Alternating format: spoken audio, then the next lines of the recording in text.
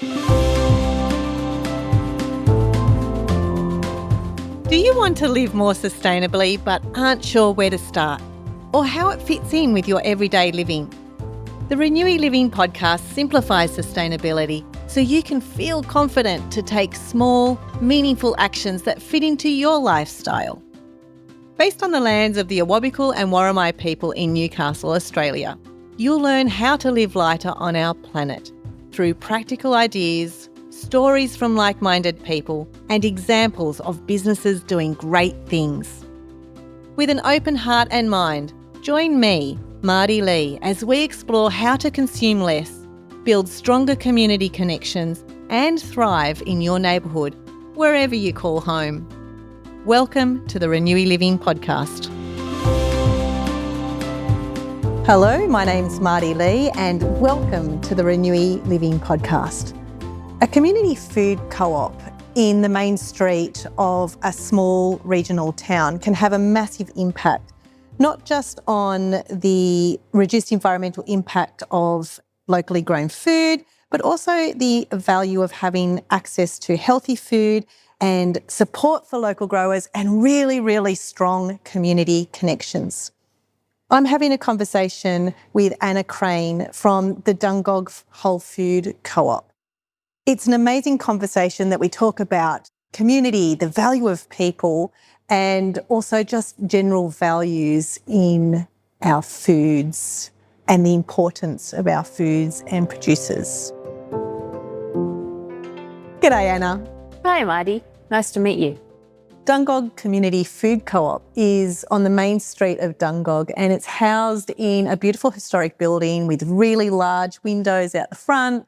And when you walk in, it's just got this lovely sense of calm and gentleness to it.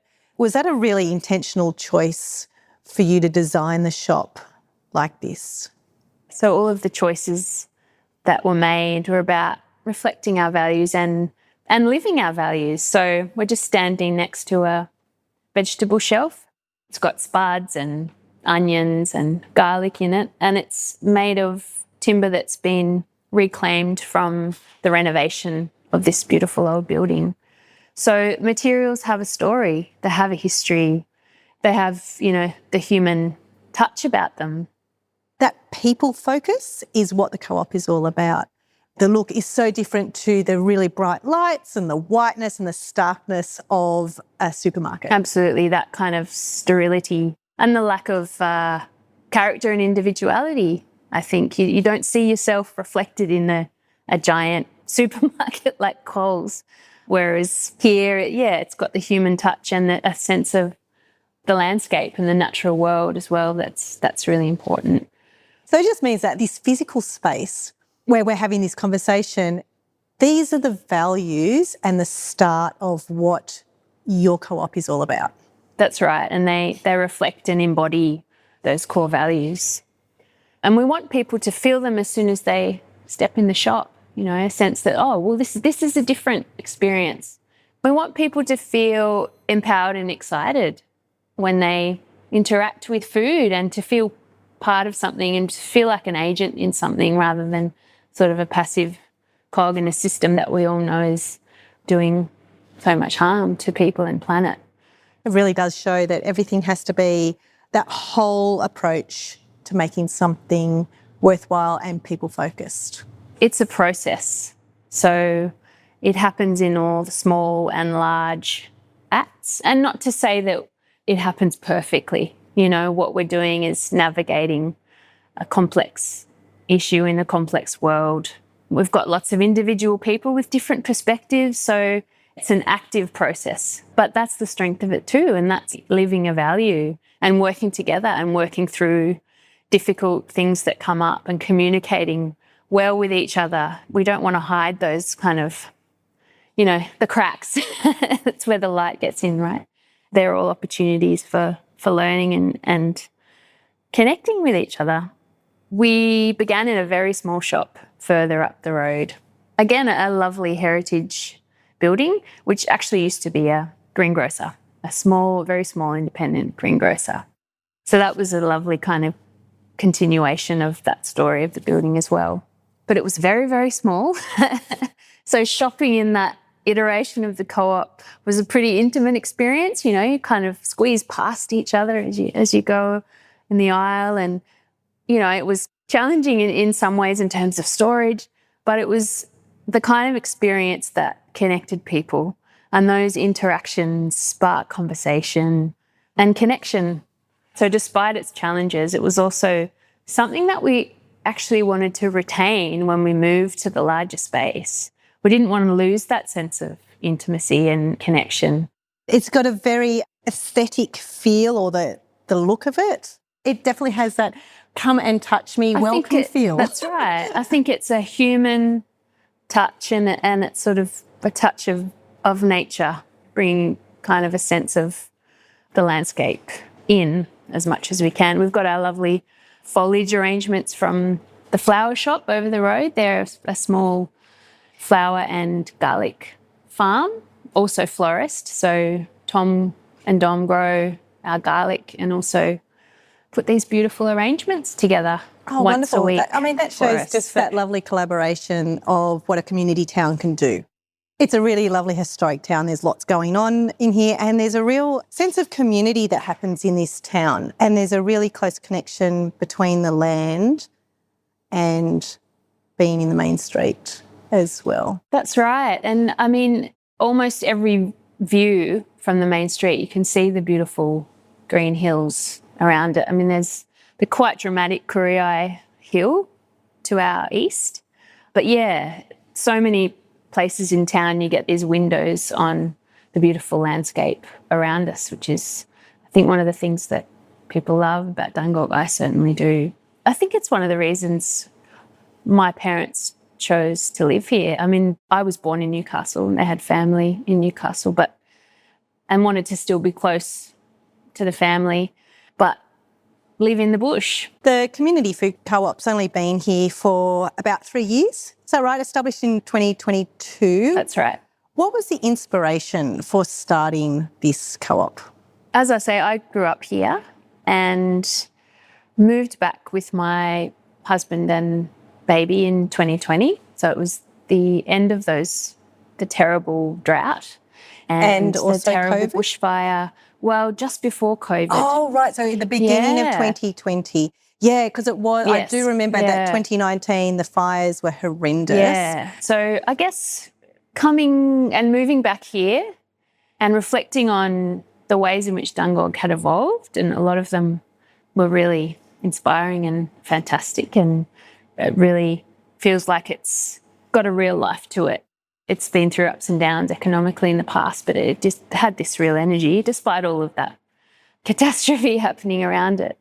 But yeah, we were just really interested in the local food culture. So we were bringing our son down to the local growers market, which is right next to us here in our new building. That's a whole lot of small backyard growers who bring their stuff down and sell it, you know, eggs, herbs, fruit and veggies, flowers. We could get our flowers and our garlic from Tom and Dom across the road here. There's the Providor, who sell local grass-fed beef, and there was some really exciting local food stuff happening. But we thought there were some gaps, you know, in terms of accessing local fruit and veg throughout the week. One day a week was fantastic, but we thought, what about the rest of the week? And also we had been sort of going to bulk food stores in Sydney. And I guess I was just reflecting on having grown up in Dungog as an agricultural town. You know, it was a dairying town when I was a kid and a teenager. Deregulation came in the year 2000 and just completely devastated the dairy industry here. So reflecting both on what was really exciting about local and sustainable food here, and also thinking about the challenges that food production has gone through here and farmers and food producers have faced here, especially given the drought and climate change, all these things we were thinking about. And we thought, I wonder if there's something we can do in terms of filling some of those gaps and joining some dots and kind of bringing some of these threads together. I'd been involved in food co-ops in uni, so I knew that as a model as well, and sometimes shopped in them in Sydney. So I had that in my mind that could be a great model, and my partner and I just started doing a bit of reading about co-ops, and we thought, well, why don't we just put it out there? let's just see if anyone else is thinking about these things. So we had a meeting down at the Tin Shed, which is a micro brewery down the road on Dowling Street as well. And the meeting was absolutely packed out with really interested people. And yeah, people who had absolutely been thinking about all the same things that we had and had some of the same concerns about the environment or just passion for good food. You know, it was a fairly broad church in a way. And out of that meeting, we sort of came together, a group of 10 of us who are willing to sort of put some real time in to developing this model. So we worked for, I think it was about 18 months. First of all, we had to form the cooperative and register with Fair Trading. So there was a bit of that sort of bureaucratic stuff to go through. Yeah. We had to, come up with a constitution, and we got a lot of help from other food co-ops.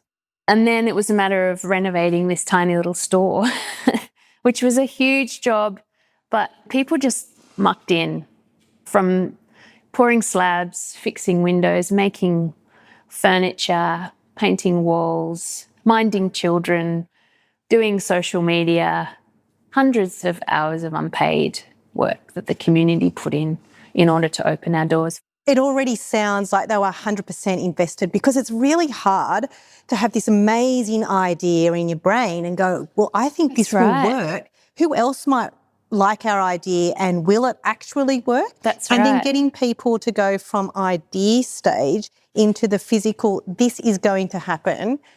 Will you help out? And as you mentioned, this was in the midst of COVID. We were in and out of lockdowns. So we were really connecting in any way we could, from home, Zoom meetings.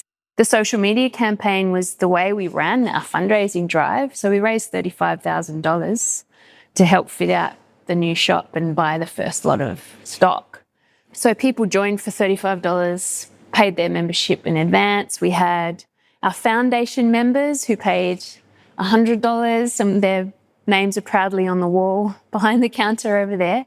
And not only individuals and families, but we had 20 small local businesses give us $1,000 each. Wow, that's amazing, because it shows that there's not necessarily this competitive need in a small place, but something that, yes, we believe that this will work. That's right. And we'd like you to support that. We were gobsmacked, actually, because it wasn't an easy economic time, and COVID was impacting their business.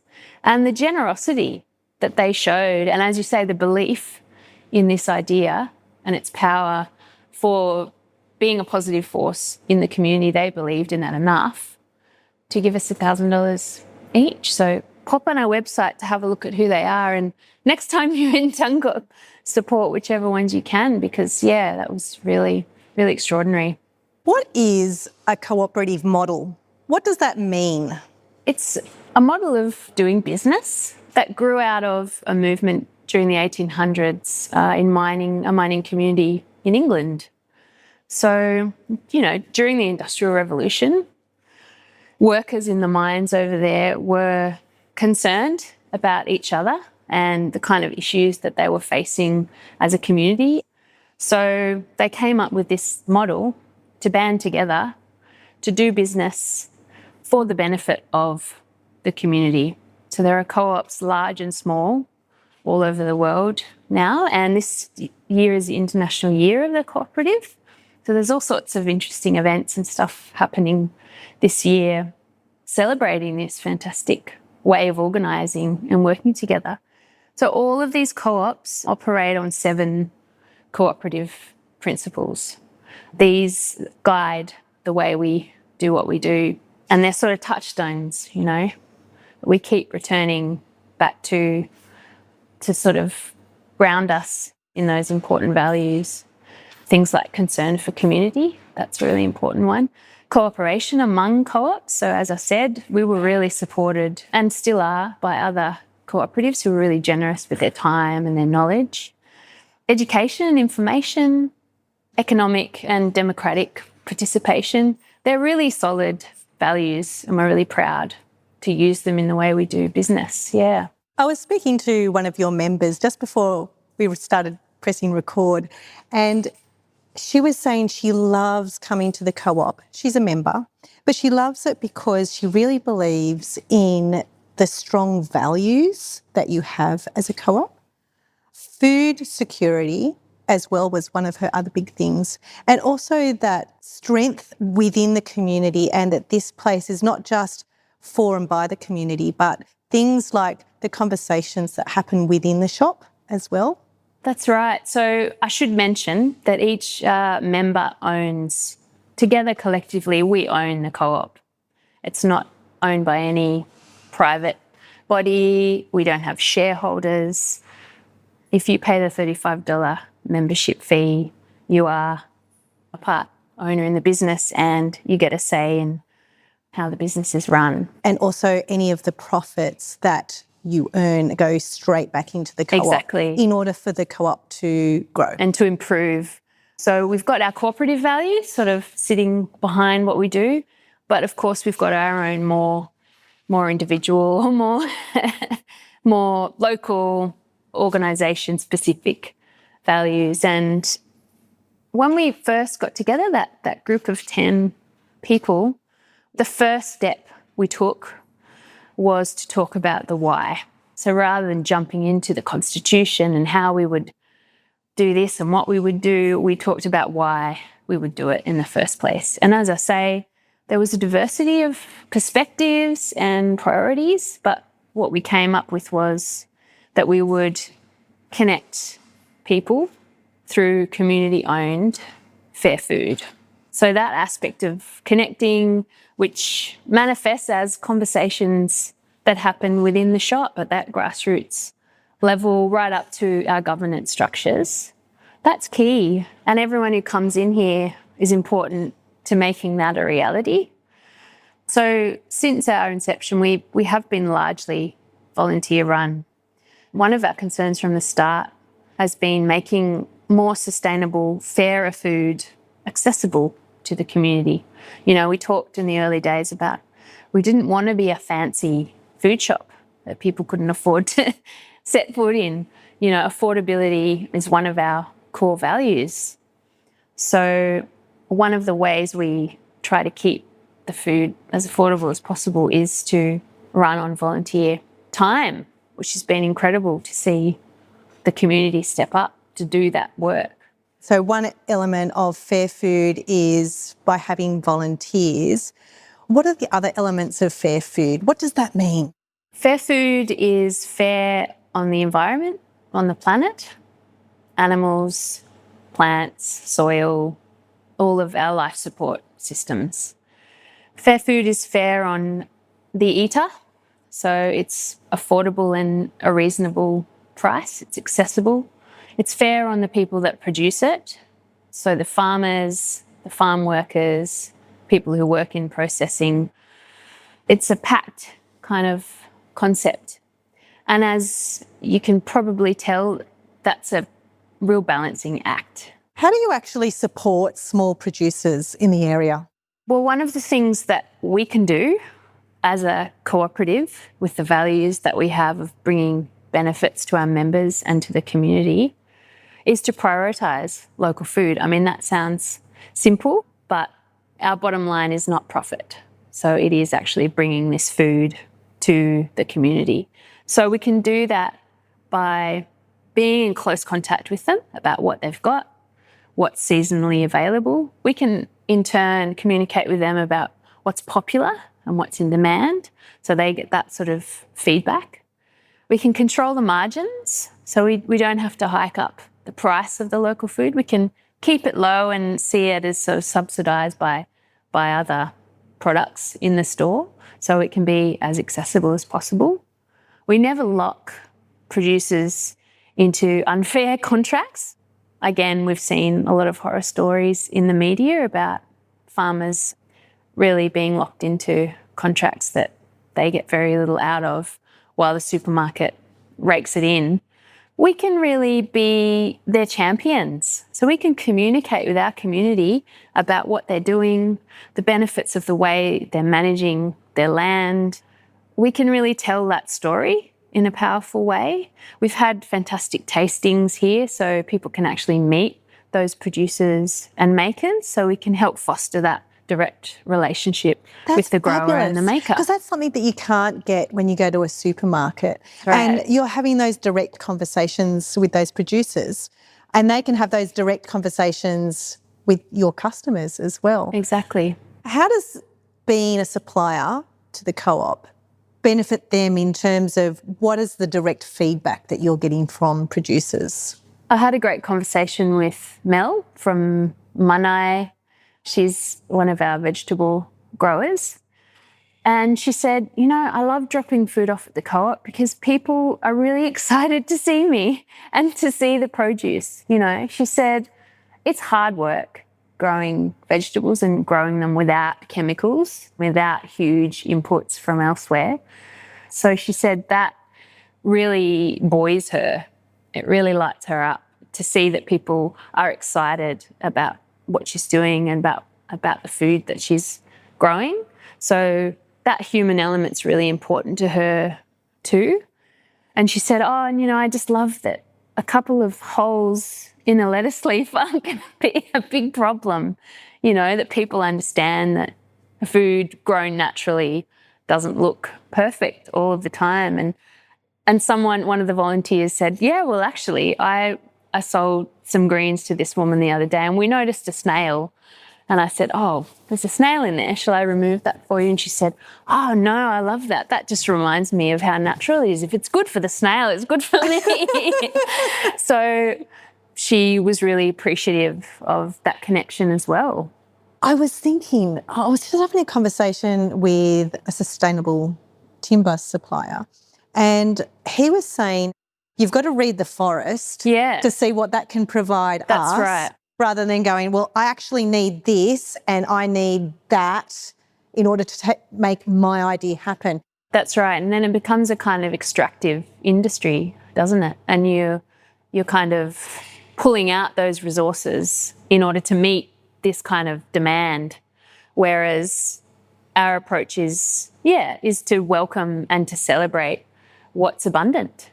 And as I say, that's an exciting process as those seasons change and those rhythms unfold. It's a positive process rather than, a sort of focus on absence or meeting kind of abstract targets set by a market, a kind of disembodied market. Absolutely. And I'm sure that would be one of those challenges that you have as a co-op. It's the biggest challenge. I mean, we're really swimming against the tide. Our modern food systems are driven by corporate capitalism. A lot of the time it's about a race to the bottom or profits for the very few at the expense of the environment, of communities and of farmers. I mean, we've seen so many nightmare stories about the grocery duopoly exploiting farmers, not paying them fairly, things like milk wars, the dumping of tons of imperfect fruit and vegetables that farmers have worked hard for, or perfectly good fruit and vegetables, but there's a glut of them. And so the price has fallen out.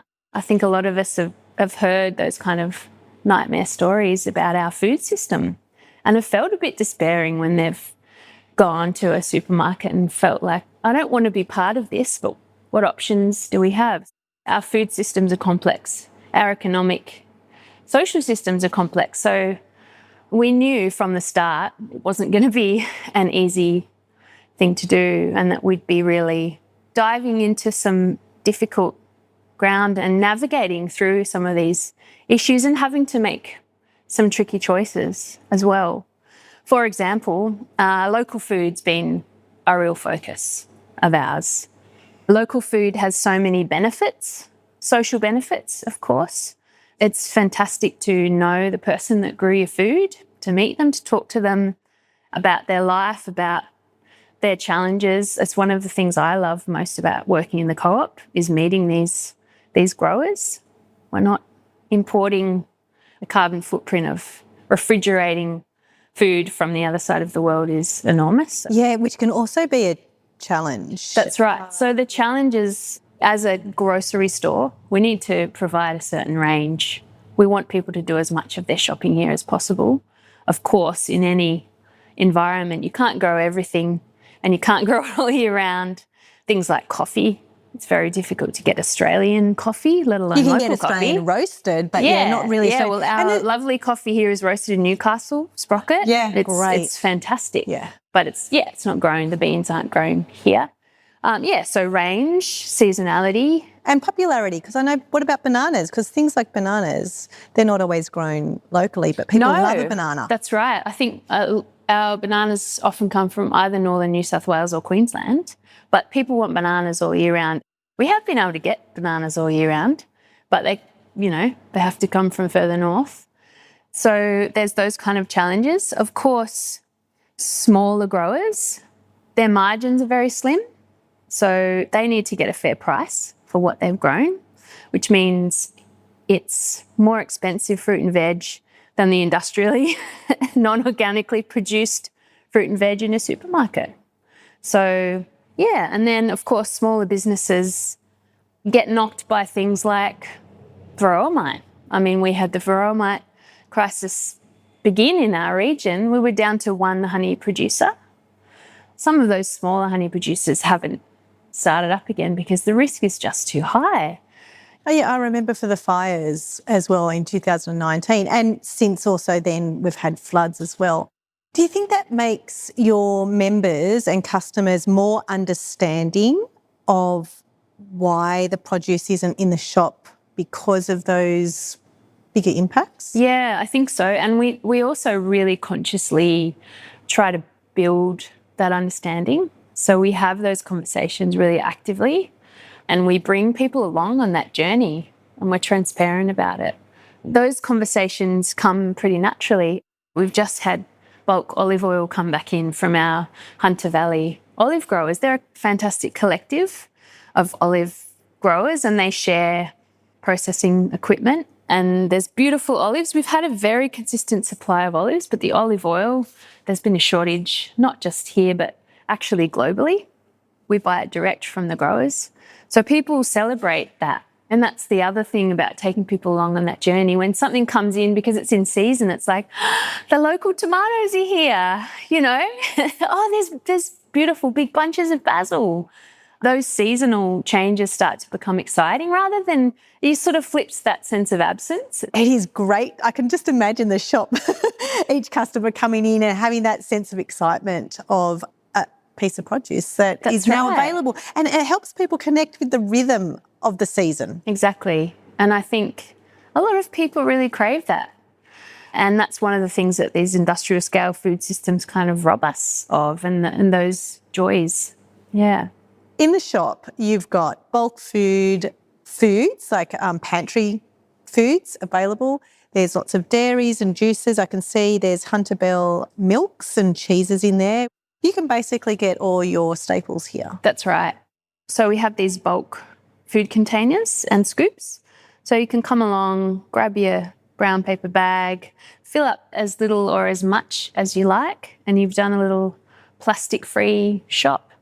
And not only are we saving single-use plastic, we're also saving from food waste, I think, because you can buy for a single recipe. Which I really love because when I was younger and going into the supermarkets and you've got the deli section, for some reason I also always imagined that deli section meant you had to be a family and buy large. But it really doesn't mean that at all. And so you are reducing food waste by doing it this way. So when we say bulk food, we mean we buy it in bulk, so you don't have to. Yeah, I like that. And also with the plastic free, what I do notice is right at the front door, you've got a beautiful stand of boomerang bags that can actually be purchased. That's right. So boomerang bags have been supplying us since we opened with these beautiful grocery totes and produce bags. You can pop your mushrooms or your potatoes into a little drawstring bag. So they're all made of upcycled, reclaimed fabrics and they're made by hand locally. The wonderful Michelle was in earlier who established boomerang bags in Dungog. They actually gift these to us. So all the proceeds, the sale of these bags go back into the co-op. Oh, that's beautiful. So it's another fantastic example of that joining of the dots that I was talking about. And these things gather momentum. Things start to grow and build, and things are possible that before felt really hard. And that's the exciting thing about being part of the co-op. And, we have big challenges along the way, and we don't shy away from them, as we've talked about. We need to have those conversations with everyone who's in the co-op about really what it's like to try and run an ethical food business. It's not easy. But, yeah, there's all of these amazing successes along the way that aren't complicated when we work together. Thanks, Anna, for your time. It's been a really insightful and valuable time, and it's been lovely to be in your shop.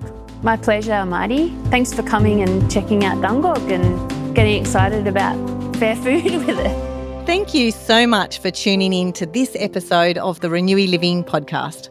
I hope you're feeling more confident about taking a localised and actionable approach to living sustainably.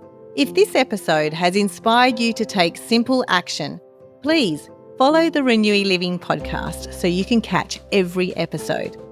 We'd love it if you could share this episode with your friends. It's a great way to spread the word and help more people join the conversation about living sustainably. You can even send me an email with the episode that really made it for you. Hearing your positive actions for change helps me understand how these stories work within our shared communities. Head over to my website, renewyliving.com.au, for the show notes and blog posts from this episode. I look forward to sharing more stories from the people of Newcastle as we delve into our community's diverse social and environmental practices for positive planetary change from a localised perspective.